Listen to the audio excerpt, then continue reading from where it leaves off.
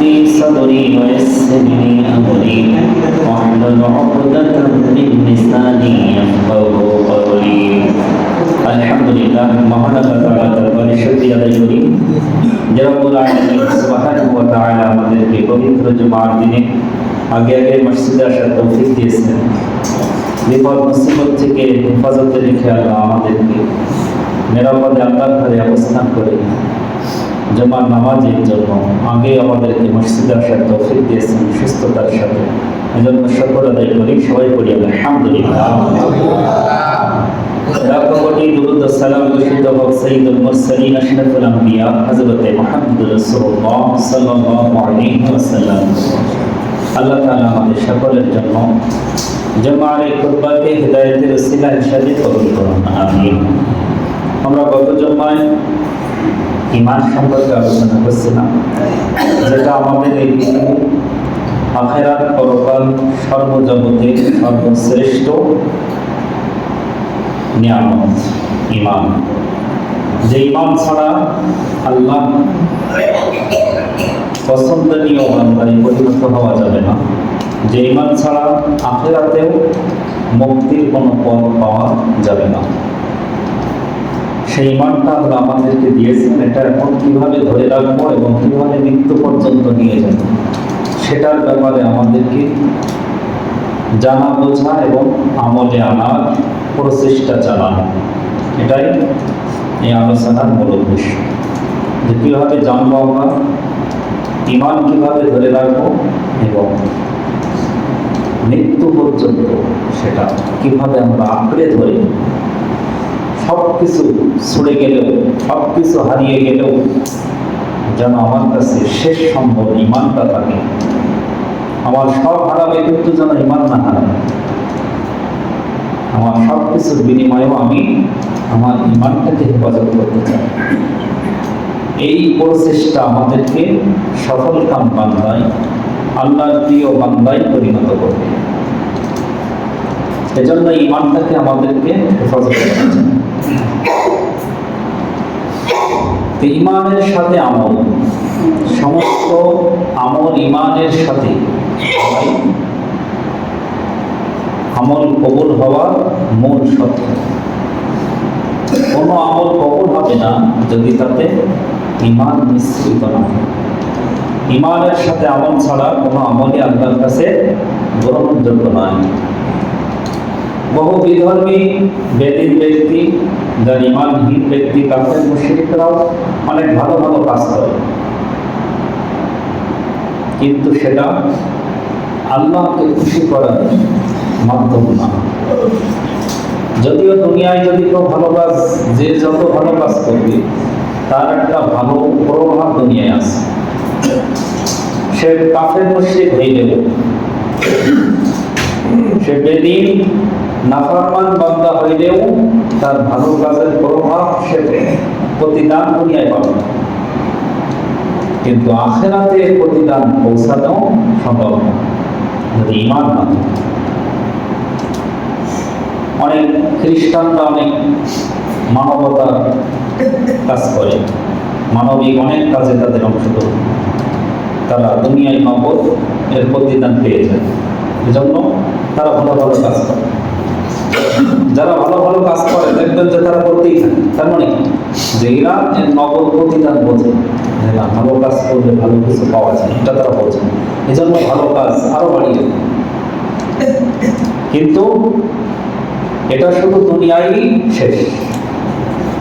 এই ভালো কিছুর ফল পাওয়া দুনিয়ায় শেষ যদি ঈমান না থাকে। আর ঈমান সহ যত ভালো কাজ করবো দুনিয়ায় পায় আর না পায়, কম পায় আর বেশি পায়, আখিরাতে নিশ্চিত হবে। ঈমানের সাথে ভালো আমলের এ হলো পার্থক্য। যে ঈমানহীন ভালো আমল আর ঈমান সহ ভালো আমল, নেক আমল, এটার পার্থক্য হলো এই জায়গায় যে ঈমানের সাথে আমি যে ভালো কাজ করব, সেই ভালো কাজে কম হোক বেশি হোক আর নাই হোক, দুনিয়ায় হয়তো কম পাবো, কিন্তু আখিরাতে নিশ্চিত বহু গুণ বৃদ্ধি হবে। বহু গুণে বৃদ্ধি পাবে সে আমল ও সেই প্রতিদান। আর ইমানহীন যে আমলগুলো, ভালো কাজ, মানবিক অনেক কাজ, মানুষের জন্য কল্যাণমূলক অনেক কাজ অনেক ইমানহীন ব্যক্তিরা করে, যাদের ইমান নেই, তাদের প্রতিদান এই দুনিয়ায় অবশ্যই পাবে, ভালোর প্রতিদান অবশ্যই ভালো আছে, কিন্তু সেটা তার এই জীবনেই সীমাবদ্ধ। এটাই হলো পার্থক্য। তো আমরা, আল্লাহ আমাদেরকে ইমানের মধ্যে রেখেছেন, ইমানের পরিচয় আমরা জানি, শুনি, ইমানের মধ্যে থাকার প্রচেষ্টা করি। এজন্য আমাদের চিন্তা ভাবনা থাকবে অনেক উচ্চ, আমাদের আশা থাকবে উচ্চ,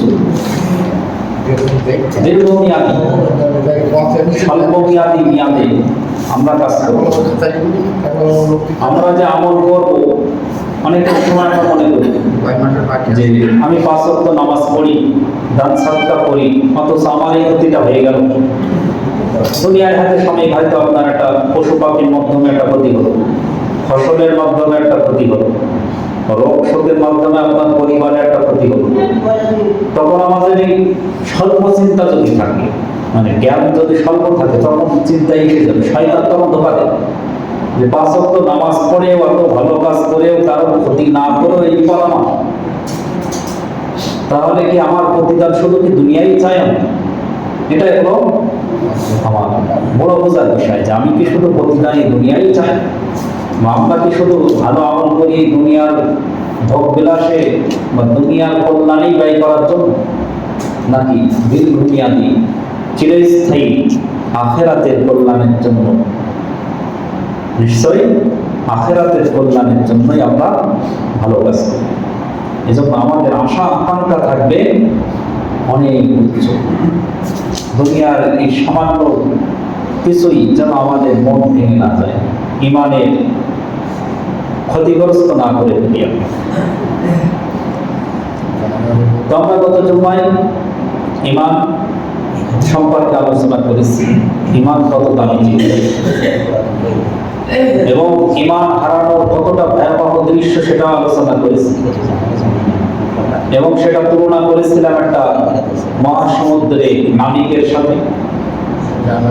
সমুদ্রের মধ্যে নাবিক যখন জাহাজ নিয়ে বহু মাল সামানা নিয়ে রওনা দেয়, তখন তার সামনে অনেক বাধা, অনেক বিপদ মুসিবত, ঝড় তুফান, সমুদ্রের মধ্যে বড় হাঙ্গর, ভয়াবহ প্রাণী, হঠাৎ ঝড় তুফান, এরপর জলদস্যু, ডাকাতদস্যু, এরকম বহু ভয় ভীতির মধ্য দিয়ে একজন নাবিক বিশাল জাহাজটাকে বিশাল সমুদ্রের মধ্য দিয়ে পাড়ি দিয়ে তার গন্তব্যে পৌঁছানোর চেষ্টা করে। যেভাবে হোক সে তার গন্তব্যে পৌঁছাবে এতগুলো বাধা পেরিয়ে। আর তার চাইতেও বড় সম্পদ হলো ইমান, যে ইমান নিয়ে আমরা এই দুনিয়া নামক মহাসমুদ্র পানি দিয়ে মৃত্যু পর্যন্ত আমাদেরকে পৌঁছাতে হবে। আর যেটা ক্ষতিগ্রস্ত করার জন্য এক নম্বর শয়তান সর্বদা আমার পিছনে লেগে আছে, যে কি করে এই সম্পদটাকে ছিনিয়ে নেওয়া যায়, যে ইমানহীন করে দেওয়া যায় কিভাবে। এরপরে কাফের, মুশরিক, দুনিয়ার অসংখ্য অগণিত কুফরি মতবাদ, শিরকি মতবাদ, এই সবগুলো আমার ইমানটাকে ছিনিয়ে নেওয়ার জন্য প্রস্তুত হয়ে আছে, যে এনি টাইম কি করে আমাকে ধ্বংসের মুখে ফেলে দেবে, কিভাবে আমাকে আল্লাহ থেকে দূরে সরিয়ে দেবে, কিভাবে আমাকে সৎ পথ থেকে দূরে সরিয়ে দেবে।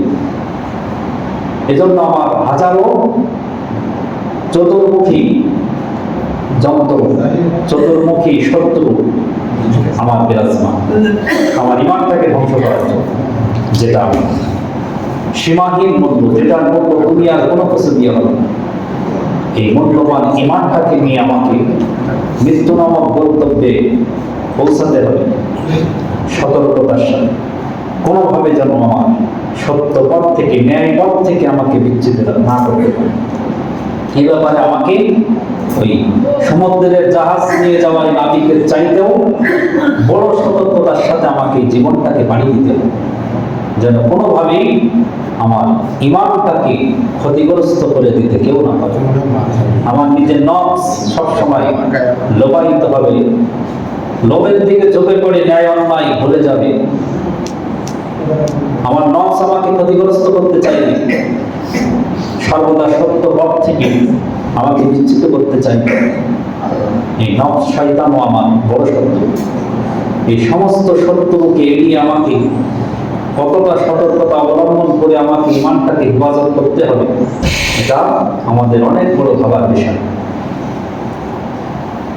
তো ইমান অনেক দামি জিনিস, অনেক মূল্যবান জিনিস, যেটা নিয়ে আমি যদি মৃত্যু পর্যন্ত পাড়ি দিতে পারি তবেই আমার জন্য সফলতা, তবে আমার মূল প্রতিদান হবে ক্ষমা আমার জন্য। রবের পক্ষ থেকে সন্তুষ্টি, রবের পক্ষ থেকে বড় প্রতিদান, বড় পুরস্কার, এটা আমার জন্য অপেক্ষামান তখনই থাকবে যখন আমি এই ইমানটা নিয়ে মৃত্যু পর্যন্ত পৌঁছাতে পারব। আমার দায়িত্ব এটা কর্তব্য এবং শত সাধনা এটা থাকতে হবে যে কিভাবে আমার ইমানটা নিয়ে মৃত্যু পর্যন্ত পারি। তো এই মৃত্যু পর্যন্ত পাড়ি দেওয়ার কয়েকটা আমল গত জন্মায় বলেছিলাম। যে এক নম্বর হলো, যে আমল আমাকে মৃত্যু পর্যন্ত ইমান টিকিয়ে রাখবে, এক নম্বর হলো সালাত, নামাজ। কারণ নামাজই হলো ইমান, ইমানই হলো নামাজ। এটা কোরআন এবং হাদিসে ইমান এবং নামাজ এটাকে এক করা, পার্থক্যের কোনো সুযোগ নেই। যে আমি নামাজ পড়বো না আর আমার ইমান থাকবে, এটা ভাবাও একটা কুফরি। যে আমার মধ্যে নামাজ নেই আর আমার ইমান থাকবে, এটা ভাবাও আর এক ধরনের জুলুম। এই জন্য আমার নামাজই আমার ইমান। যে আমার ইমান আছে এটার প্রমাণ হলো আমি নামাজ পড়ি, এটা এক নম্বর। আবার নামাজ পড়লেই যে তার ইমান ঠিক সেটাও না, এটা হলো কি এক নম্বরের। বহু নম্বরের এক নম্বর হলো নামাজ। তবে এক নম্বরে নামাজ থাকা লাগবে। যার এক নম্বর ঠিক নেই তার আর 10 নম্বরের কোনো নিশ্চয়তা নেই। তাহলে এক নম্বরে নামাজ, এরপরে আওয়াজ। 2 নম্বরে বলেছিলাম আজানের জবাব। তাহলে নামাজ আমার যখন পড়বো তখন আমার ইমান হেফাজত থাকবে। 2 নম্বরে আজানের জবাব। আজানের জবাবের ব্যাপারে অনেক আল্লাহ ওয়ালারা আজানকে গুরুত্ব দিত, যেটা আমরা ভুলে গেছি। আমাদের বহু আয়োজন আমাদের আজানটাকে গুরুত্বহীন করে দিয়েছে। আমরা আমাদের সমাজে এমন কিছু নিয়ে পড়ে থাকি যা আমাদের আজানের গুরুত্বকে কমিয়ে দেওয়া হয়েছে। আমাদের মধ্য থেকে আজানের প্রতি শ্রদ্ধা, আল্লাহর আহ্বানের প্রতি শ্রদ্ধা, সম্মান বোধ এটা হারিয়ে যাচ্ছে। এজন্য আমাদের অবশ্যই আজানের প্রতি সম্মান বোধ এটা আবার জাগ্রত করতে হবে, সমাজের মধ্যে প্রতিষ্ঠিত করতে হবে, সব পরিবারের মধ্যে প্রতিষ্ঠিত করতে হবে যে আজান হলে সবাই আজানের প্রতি সম্মান বোধে 1 নম্বর চুপ হয়ে যাবে। 1 নম্বর কি সাইলেন্ট হয়ে যাবে। আজান হচ্ছে এখন সাইলেন্ট, ফুল চুপ। আজানের সময় কোনো হানাহানি নয়, কথাবার্তা নয়, গল্প গুজব নয়। আজানের প্রতি সম্মান বোধে আমরা চুপ হয়ে যাবো, যেটা শুনবো। আমি যদি কিছু বলতে নাও পারি অন্তত শুনবো। আমার দায়িত্ব এটা যে আল্লাহর আহ্বান আসছে, আমি এটা কেন শুনবো না? ওটা আল্লাহর আহ্বান, মুয়াজ্জিনের কণ্ঠে আল্লাহর আহ্বান। আল্লাহ আমাকে আহ্বান করছে আর আমি সেটা না শুনে গুরুত্ব না দিই আমি আমার কাজে ব্যস্ত থাকবো, আমি আমার মতো হই হল্লা করবো, এটাকে গুরুত্ব দেব না, এটা নাফরমান বান্দা করতে পারে, একজন মুমিন বান্দা করতে পারবে না। এটা ঈমান জাগ্রত তৈরি হয়ে যাবে আজানের সাথে। মুমিনের কলব এটা প্রকম্পিত হবে যখন একজন মুমিনের সামনে আল্লাহর নাম উচ্চারণ হবে। তখন তার অন্তর যদি প্রকম্পিত না হয়, তার অন্তর যদি একটু ধাক্কা না লাগে, তাহলে বুঝতে হবে সেই কলবে, সেই অন্তরে ঈমান অবশিষ্ট নেই। ঈমান ওয়ালা কলব আল্লাহর স্মরণে অবশ্যই জেগে উঠবে, সে সাড়া দিবে, অন্তর থেকে সাড়া আসবে যে না আমার ঈমান।